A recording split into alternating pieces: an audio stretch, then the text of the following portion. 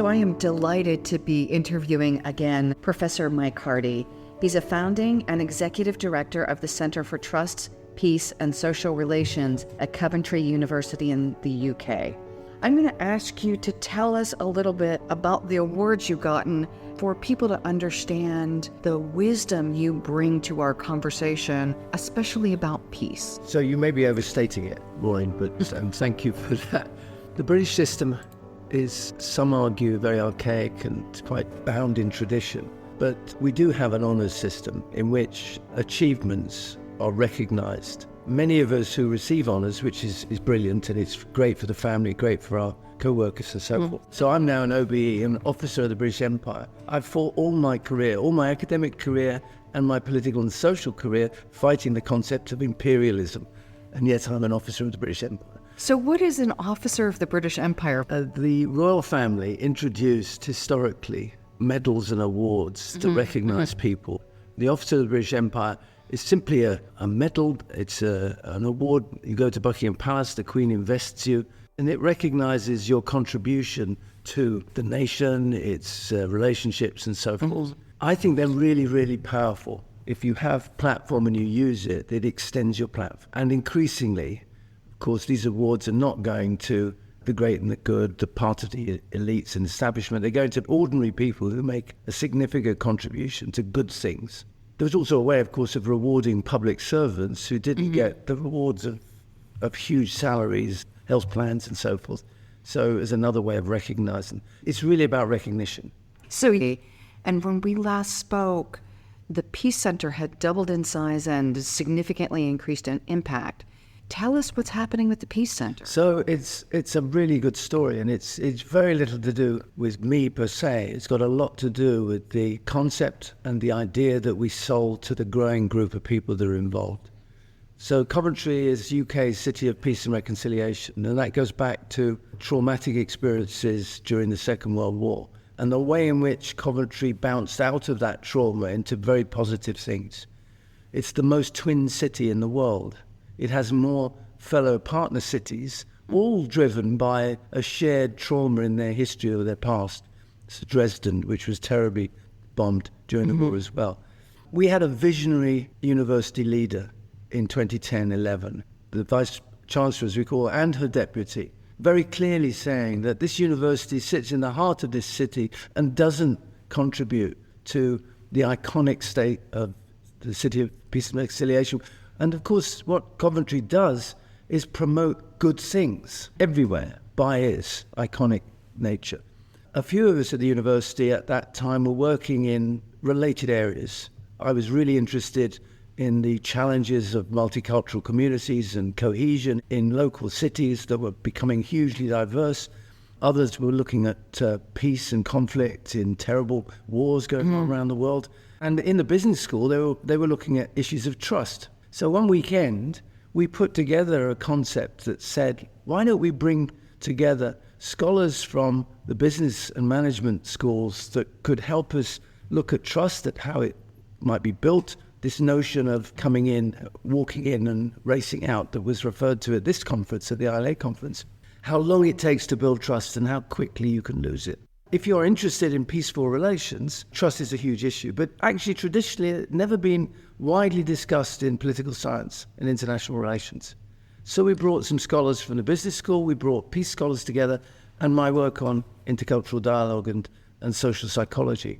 And we formed the Center for Trust, Peace and Social Relations. It's a multidisciplinary, transdisciplinary center. The university bought into it, big time. Okay. They're amazing. We thought that we would just develop this thing like an acorn. Always have this passion about growing oak trees, but I know it takes 300 years. Are you going to be around then? Yes, I'm absolutely. They're going to clone you. So they invested £20 million sterling over 6 years. This is unheard of. Huge investment. Yeah, this isn't an endowment from a rich philanthropist. This is the university saying this is a good idea and that we want to form our future in that direction. That gave us core funding of around £3.5 million a year for 6 years. And we said, we will spend 3 years building this thing, and we will spend 3 years delivering impact, results, credibility, credentials. Okay, they said. So off we did. And when I spoke to you last, I think we were at the end of our sort of 3 or 4 years, the first period, and we'd assembled the best part of 60 scholars. If I tell you there are 21 different nationalities, we operate in 18 different languages. We scoured the world for the best scholars, not necessarily the most published, the most famous, but people who would work in a collegiate way around the principles that we discussed. For example, we have 3 principles that matter, and when we recruit people, they either buy into those or we don't recruit them. Teams come first. Team first is our first principle. So the academy's full of prima donnas, that's great, and we need them. It's full of eccentrics, full of people who are just amazing individuals. We want the old and the young. We want hierarchy-free academy in which experienced academics work with early career researchers to bring richness of that generation combination. So we do, everything's in teams. That's an important point to reiterate. You have talked about that in a range of areas in our conversations. The hierarchy-free means ideas are flowing every direction. Young people are encouraged and treated as equals with respect. Yeah. I'm a great believer in the power of youth and its energy and its ideas, its innovation, take risks and so forth. But I'm also a believer in the power of experience and moderation and caution. And those of us who look to the next generation to solve our problems, fine. But actually, I prefer to talk about this generation, the now generation, I call it. We're all here. By creating a centre which was driven by Team First, what it does is it brings valid contributions from whoever's a member. The second is we have a lot of freedom of action. It's not a permissions culture. Often leadership and management creates an environment, even good leadership, but it's still raced around permissions. So we try to remove permissions by giving people space to take responsibility for their decisions, but they're accountable. So the second principle is accountability. You get a lot of freedom, but you're held to account. I'm held to account, and so is the most recent and the youngest member of our team. And the third is that we try and avoid doing anything that doesn't have a long-lasting impact, a legacy. So quick fixes, I don't allow. Someone will come along and say, well, we've got £25,000 here, do this project, we need the results tomorrow, and it's a one-off report, it'll be published, and that's it. And we say, no. What's the consequence of this? The intended consequences and the unintended consequences. So those 3 principles, they're important to share with you because that's how we recruit it. We now have 68 full-time researchers. We also are able, because of the investment by the university, not to have fixed-term contracts. We don't have people here for 2 years while they do a project and then disappear. So we're able to offer permanent tenured positions to all our researchers. That's quite unusual. 68 tenured positions? Yeah. Wow. Under labour law in Europe, this is not that strange because after 3 years you get, under our systems and so forth, you have protection, your jobs and so forth. But it means that your young researchers aren't beavering away for 2 years and then looking over their shoulders for their next project or their next employment. The other thing, we work really hard as a leadership team on retentions. If we found these people, we jolly well want to keep them. So we have very, very high retention rates. We've lost 3 people in 6 years. What do you do to retain people? Part of it is the involvement, engagement, and the removal of strict permissions. Part is that. And I think it's also to do with opportunity. If we can run the Centre for Trust, Peace and Social Relations in the way that we want to achieve trust, peace and social relations outside, it's very engaging.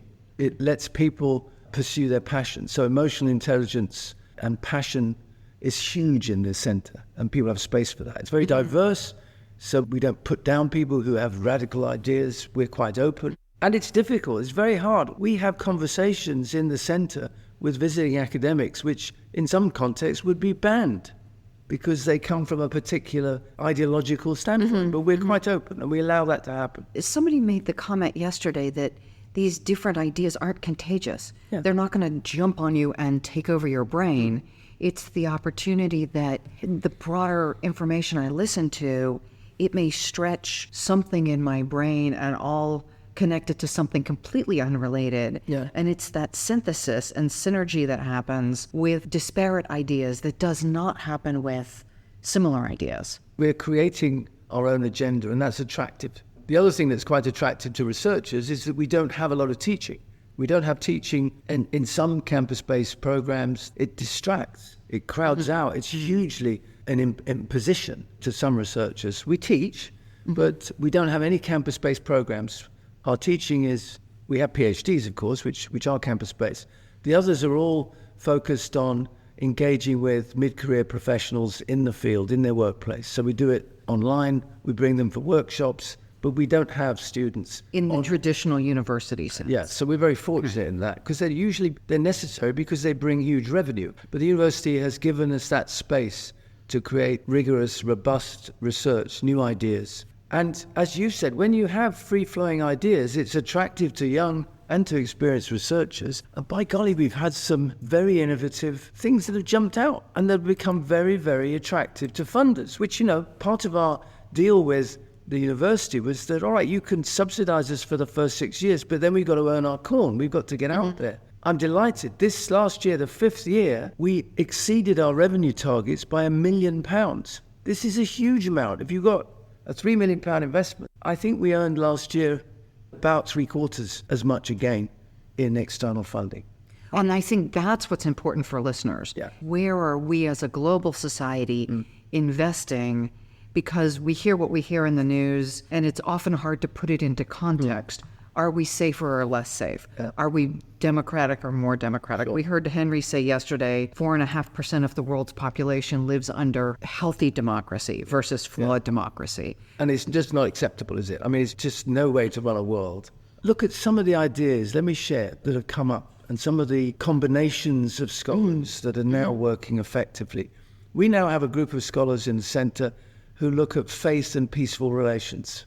So we had theologians, we had those interested in the current diversity of faith and belief, in particular Western societies, in the role of Muslims in Europe and so forth. But we put those that were interested in faith and values and beliefs together with those who are interested in how we mobilize faiths, values and beliefs to create a more peaceful world. So the peace that we promote in the centre, in our thinking, is not the peace that's the antidote to conflict. It's not a peace that you impose on disorder. It's a positive peace, as Galtung talks about, that's value in its own right. And actually, it's a peacefulness that's as important in families. Conflict and domestic violence is a critical issue, as it is in mega international disputes over territory or over energy sources. The peace we discussed is about social relations which are positive and supportive rather than conflicted. I think last year our interview was actually titled, "What if we were a peaceful species?" Yeah, so it's a big assumption. Do we assume that we're born to be competitive and conflict with one another? Or does something happen to us on our journey that creates that? I don't know the answer to that, but it's certainly worth debating. It's certainly worth discussing. But we worked last year with Steve Kilele from Australia, who's developed the Index of Peace. His index shows that we're more peaceful now than we've ever been. Well, it certainly doesn't feel that, does it? But I'm not really... when I open my phone and see the news flashes, and it's conflict here, conflict there, but they're not the same level of deadly conflict. Sure. So I think we are in a world that's generally getting hold of this issue, where violence is being pushed back as a way of resolving personal relational issues and so forth. We're not there yet. What I worry about, of course, is that the conflict is moving from that conflict between nations, although we still have that, to conflict within communities or within families or within very close-knit localities. We need to work more on that. So our Faith and Peaceful Relations team are really insightful. For example, what's the role of a university chaplain? We've done big research on the role of faith representatives among student bodies. Nancy Adler said people who have a strong basis in faith, and it doesn't matter which faith, seem to have more confidence and less fear than people who don't. How do we create within a company? Because the other interview I just finished was with a researcher talking about people's willingness to follow people who are different. 54% of the population will follow someone of a different gender. That's a bit problematic. Only a third would follow someone of a different political party. But it seems like there is, in the more granular elements of society, a lot of work still to be done. Well, the psychologists and their research help us a lot. Gavin Sullivan is one of our professors, does huge amount of work on contact theory and around the issue of how much you bounce into people of difference and how you do that. In some of my work on intercultural dialogue, I noticed that people got stuck on encounter. So when I meet Maureen, we sit and we meet each other, and that's fine. Following the encounter, we have to exchange, and we do. And it's interesting, isn't it? Encounter itself is a necessary but not sufficient part of a relationship. So exchange is really important. So we share things. You find out about each other. But even that's not enough. You know, if you go from encounter to exchange and then move on to engagement, then that makes a real difference. So we meet each other, we exchange things. It's only then when we engage with each other that the relationship becomes sustainable. And the differences, not just the commonalities. That's right. It's always clever to have ease, isn't it? Encounter, exchange, and engage. But what happens then if we enact, if we do something together? And I've been looking at that. The research I've done has been actually talking to big people, to world leaders. We've had some great examples here. So I've asked people, what do you think about this progression, moving from where contact theory says we should spend more time with each other to actually engaging and doing things together, which is rather different. When I engage, when you and I have dialogue, is it that we build on the commonality, we are open to difference? Does the theory speak to maybe the both? So I think it's the way we deal with both commonality and difference. It's the way in which we cope with it. It's a coping mechanism that we improve, we strengthen. I think also that we build shared action or shared visions of things and insights that we might not have had before. I'll hear something from you and I'll go away and process it, and I've changed, you know. Well, and that's what's been so fun about our interactions, because they're now happening every year, and I learn from you and I use things that you've told me, I integrate them into my work. But we haven't worked closely enough that we've had conflict. Or at least I have not had conflict. Couldn't we? Yes, no, I agree, yeah. So it is largely built on shared values around building leadership. Because actually our conversations are like a journey where we have probably an agreed destination of what we're trying to achieve. We'll have a very imperfect journey. You know, we've got a satellite navigation that keeps changing its mind all the time. And that's the exploration in the conversation. But actually the reason that we don't have a conflicted discussion is probably because we have a shared destination, even if it hasn't been explicit. And that's about exploring things that will be of interest to those people who might listen. And they're focused around some themes, you know, leadership and influence. I also have the belief that if we differ, that's okay. I don't have to thump you over the head. You don't have to thump me over the head. We don't have to agree. We express a difference and then we both go away and process. So in my career, I stumbled into contexts in which I found quite alien, very different. I think I've told you before, I was sent to Cairo for 3 years as an advisor and operated there. I went to Jerusalem. I lived for 4 years in Indonesia. And actually, not everything was familiar. It's culturally different. Not everything was easy to accept. Sometimes the patriarchy I found really difficult. And the role of women or the role of young people. I found the poverty really difficult to process. There are different ways in which you react to that. Things that you really disagree with. You can campaign and fight and become a righteous person, or you can begin to process it differently and try to understand it. And I think what happened is I still get angry about it. I don't have anger, but I get disappointed and frustrated. But I process it differently and try not to build differences, but to build shared appreciations, if you like. What it taught me was that the power of respect for difference, respect for people who are really passionate and have strong feelings that I don't. But you need to give them space and say that there has to be a way.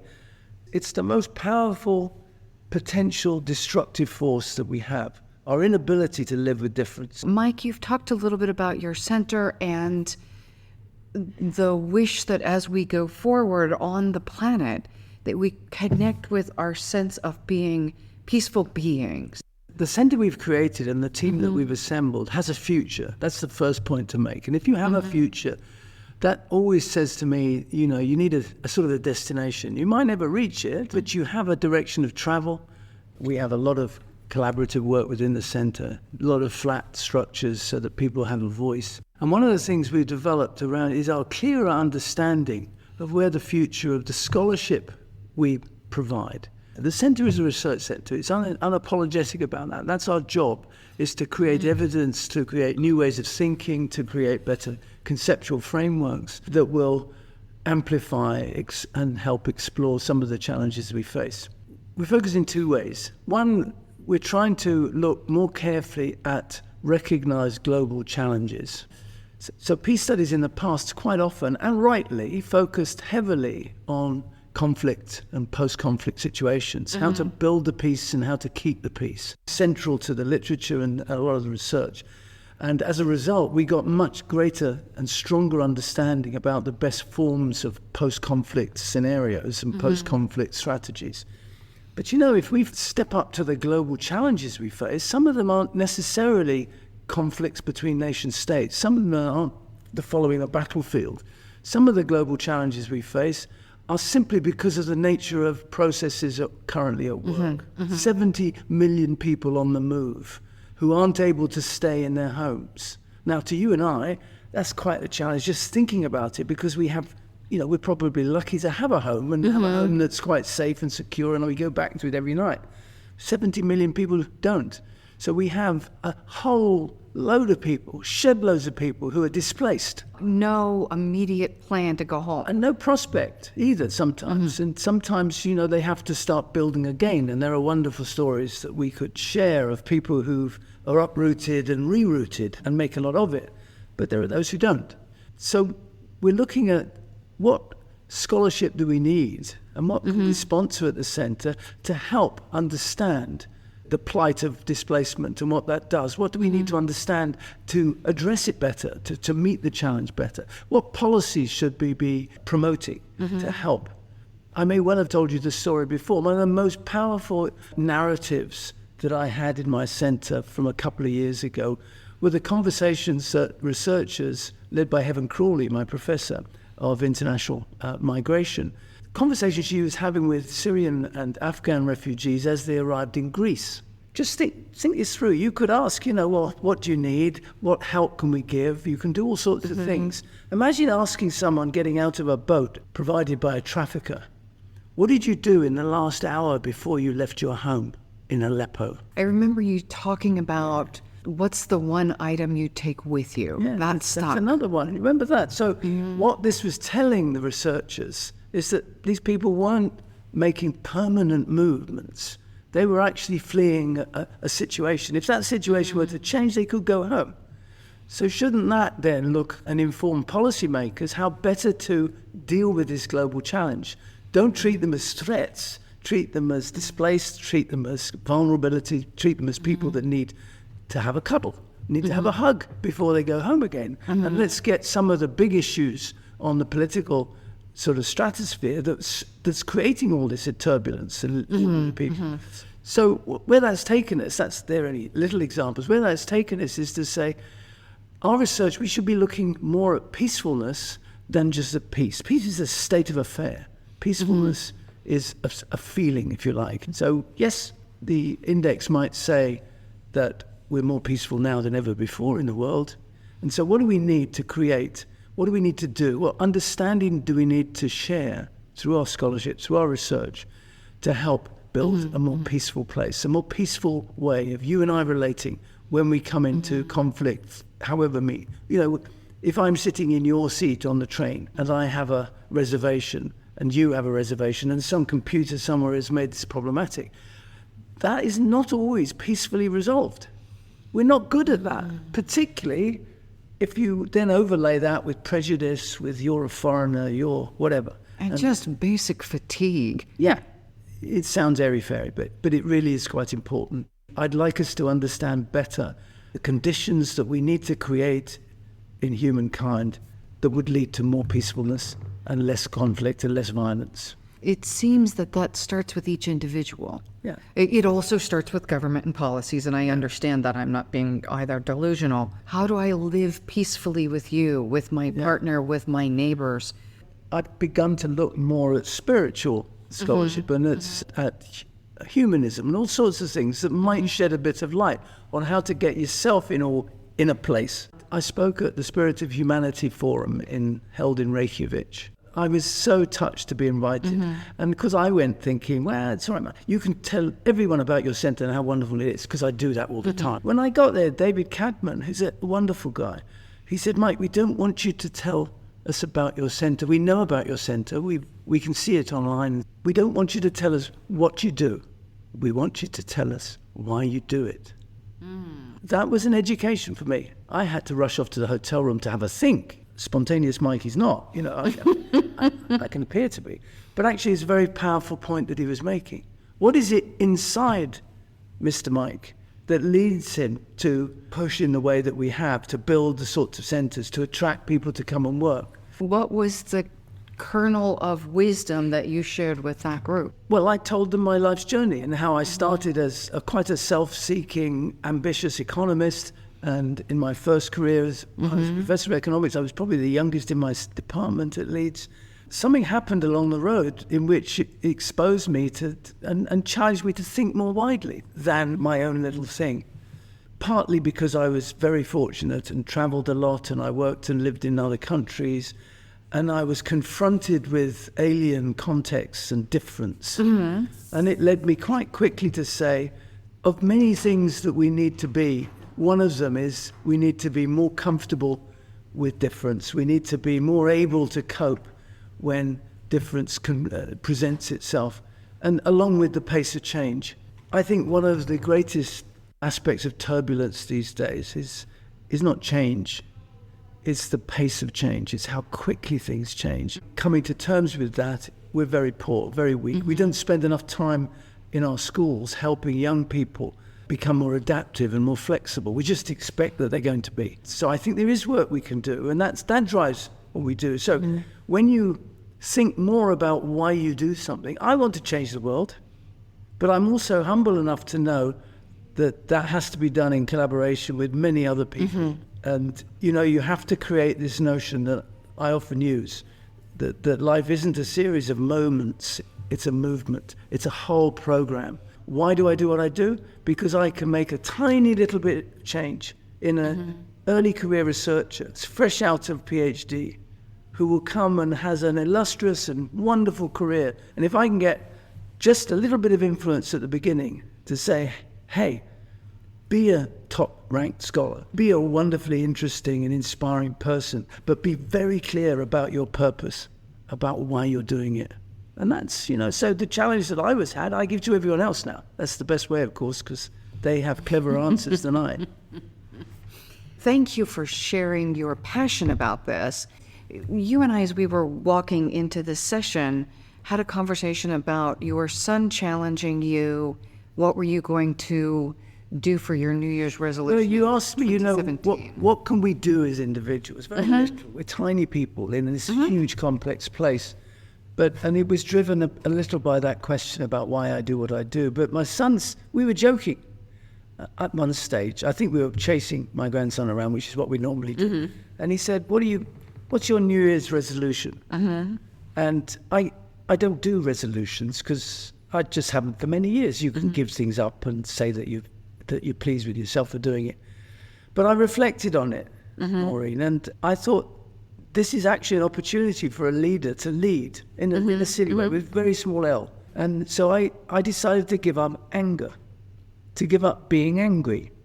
I get really engaged with things. I get really passionate about things. I'm so cross that the world is in the state it's in, that 1 in 4 people in Britain, kids are brought up in poverty, that we have food banks, that the International Red Cross distributes food in the UK, not just in Africa. This is nonsense.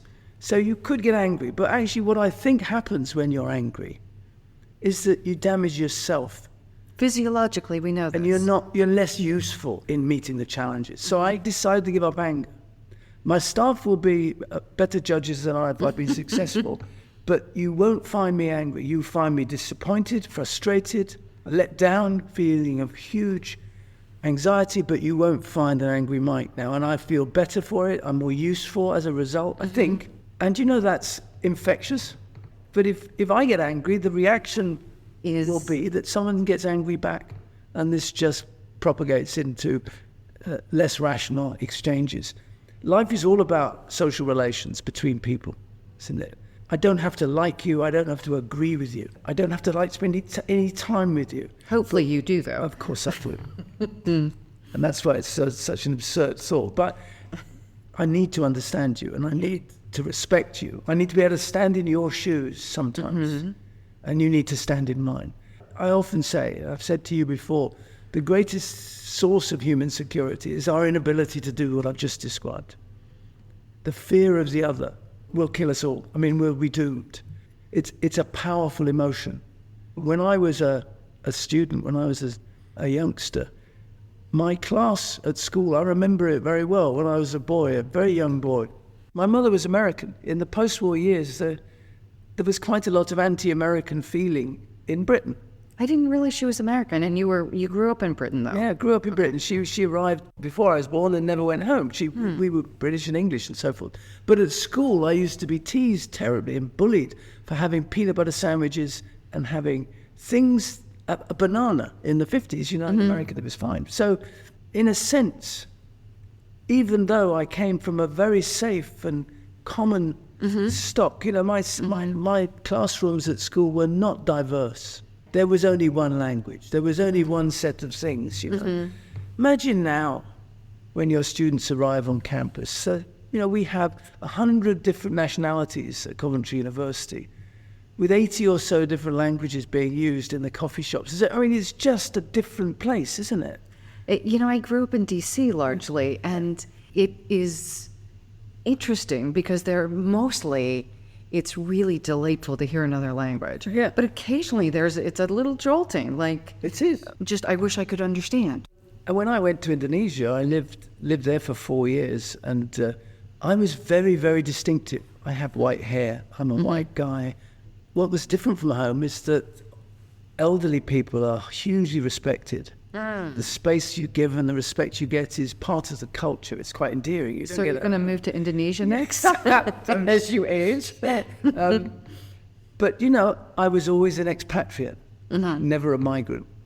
And it's really interesting. And it's a very distinct difference. Because you were whitey, you were Westerner, and actually the people that I met in Java, in Sumatra, they didn't have a great deal of contact with foreigners. But when they did, we were always the expatriate. We were the leaders. We were the influencers. We were the owners or something. It's quite an interesting insight, though, and that's helped as well.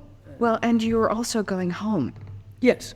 Yeah. The assumption with an expat is you're temporary, not you're a migrant who the fear is will be permanent. Sure. But what I see now among young people, the most accepting places in the world are the most diverse places. So it doesn't mean, in London recently voted to stay in the European Union. It has less fear of foreigners than other places. It's a hugely diverse place. So there's some lessons here, something for us to dig into and research a bit more. London doesn't celebrate, but it acknowledges all the benefits of diversity in quite a warm way. People are less anxious about foreigners and new people. But you can well understand in sort of monocultural places in the country where all of a sudden very different cultures appear. We have to work at that. We have to help people cope with this. These are global challenges. They're not local to the UK or local to anywhere else. And yet, again, that getting comfortable with is an individual process. It is. What was your process to let go of anger? I'm guessing you didn't just wake up one day and say, I'm never going to be angry again. No, but I used to be angry. I remember I was probably a terrible son, I remember being angry with my children as well when they let me down or when they got into dangerous situations. So I reflected. The process was to identify. Remember a time or two when you were angry and what happened as a consequence wasn't always positive. So when you started looking at it, it became, why didn't I do this earlier? This actually makes sense. But it's really difficult. Well, and that's part of what I'm trying to draw the distinction. Even though I know it's the right thing to do, I'm still reprogramming myself to do it consistently. It really is difficult. And you have to believe in things like dialogue and believe in the long period that it might be that you have to take to resolve something. And some people say to me, well, Mike, when I'm angry, I feel better. It resolves things, it clears the air. But does it? I don't think it does. I think people can explode and it releases tension. It releases tension in you, but thanks to the contagious thing, if I release tension around other people. So I'm not trained in this. I'm not a psychiatrist or a psychologist in the sense. So there'll be others out there with much better understandings of the things I'm feeling. But I'm a better person. And I don't care what other people think. I know what I judge myself. I'm a better person. I'm less angry. I still have my moments, And the other thing that it leads you to have to fill the void. You've got rid of anger, so what's there instead, Mike? And you don't become a depressive, you don't want that. But actually what fills it is with empathy, with a stronger understanding of where someone's probably coming from. People used to really annoy me, and I get very angry at them for doing very silly things. I'm imagining most of our listeners have had that experience once or twice. So what do you put in its place is something like empathy, which is interesting. It probably has nothing to do with you in most cases, except your kids. But it'd be very flip, wouldn't it, to just say, well, it's their problem, let them get on with it. But it's not. No. But sometimes their anger or their expression or provocation or winding up or whatever they're doing is a quite deliberate strategy. It's a power strategy. Or if you're empathetic, you just say, all right, there's something else going on that's not out in the open. My reacting with anger is not going to draw anything out. It's just going to harden lines, Well, and accelerate their anger. Yeah. And I find when I meet anger with anger, mostly it's ineffective. Yeah. But there are occasions where it is also appropriate to create the barrier that bounces. So, and we have to change some of the assumptions that we make so that being accepting or not getting angry is somehow makes me weak. It's a more advanced Hang on, you're a soft touch, Mike, because I can do these outrageous things and, you don't react in a sort of programmed way. So you must be a weakling or so. Especially as we look at the negotiating strategy in the U.S. right now of our president, that it's all the way in and aggressive. How do people meet that strategy to pivot? And frankly, when that's the primary strategy and everyone knows it, now people are able to manipulate that strategy. We're at the International Leadership Association Forum. There was a wonderful bit. Somebody said something that I've heard many times before, but reminded me. The difference between leadership and management. Remember this? Yeah, I do. To be a good leader, you've got to be a good manager. And to be a good manager, you've got to be a good leader. I think that was Henry Mintzberg. Yeah, exactly. And it reminded me. We've heard it before. I've read his work before, and it was a good... But this is a very good example. My thinking more about why I do what I do, my giving up anger and doing... This is about my leadership of my center. It's my responsibility. And your leadership of yourself. I think we assume that leadership is out there. Yeah. And one of my key messages is it's in here first. Yeah. And only when I am leading myself am I able to be a leader that people want to follow. So how can I, if I can't manage myself, how can I manage others effectively? And how can I provide the role model or the leadership that some, early career researchers need? Some people need. Clearly, but... Most of us need someone that we can resonate with and trust and respect. Yeah. And people who are ranting and raving, for many of us, aren't the ones we want to emulate. So I suppose what I've learned most powerfully, I got thrown into leadership. I just like what I do. And all of a sudden, we've got a big operation. And you have to think continuously about what you're doing and how you're doing it if you want to be effective. It doesn't come automatically. There are no born leaders, in my view. They're constructed by context and circumstance, and you can be good or bad or indifferent. But actually, you've just got to be a thoughtful leader. That's the thing. On that, we so totally agree that if leaders could do one thing, and that's be conscious of what's going on inside and what's coming outside, and how does that match the environment, which isn't an easy request. we could be so much more effective Yeah. and reduce the conflict, increase the sense of safety that brings about an ability to respond peacefully. And communication is critical, isn't it? You know, I was so touched the other day when one of my staff came to me and said, "This is what I've done, Mike. I didn't bother you because I knew how you would have done it." And I went away thinking, God, he spent all that money and woof, you know. But actually, he solved the problem he had without recourse to his leader. And the reason he'd done that is because we have a rapport, and I clearly have communicated. There was a big tick for me. Occasionally, you can have your own ticks, you know, and praise yourself. But the fact that he came and after the fact, it was done and dusted, he didn't ask, and he should have done, technically, but he didn't need to. And that was great. I love the organization that we have, and it's mostly because they're great people. Do you have any just parting thoughts about peace, peacefulness, trust, and courage? So all those are such needy things. We need more of them. And my thoughts are always about how to contribute in small ways to make sure we do. I'm very concerned that we should redefine some of our leadership work into purposeful and leadership for or of peace. And I think we don't do enough of that. And if I have any influence, future ILA conferences will be focusing on that. What can we do as leaders that's more likely to achieve the peaceful relations that we've been talking about today? What can we do? We have to do it, be deliberate, and we have to be measured, but we have to be committed to that. And I don't think all our leaders are really interested in peacefulness. They're interested in propagating power bases or doing other things, or competition. But that's what I'd like to put on the agenda. The leadership of or the leadership for peace. Even the study of power can be for peace. Yes, absolutely. It not necessarily negative if used effectively. So how do we mobilize our capabilities for a particular purpose? But you have to be clear about your purpose. And my purpose is to create more peaceful relations between people. What a beautiful way to end the conference. Mike, do you have a website that people can learn more about your work? So yes, go to the Center for Trust, Peace and Social Relations at Coventry University, CTPSR, and you'll find out. And you can get in touch with me. And that would be by LinkedIn, most likely. Just message you? LinkedIn, I'm on LinkedIn. It's Professor Mike Hardy as well. Just message it. That'd be great. And just be patient, because I'm not always as quick as I should be. Thank you, Mike. It's just a delight to get to spend time with you. Thank you, Lori.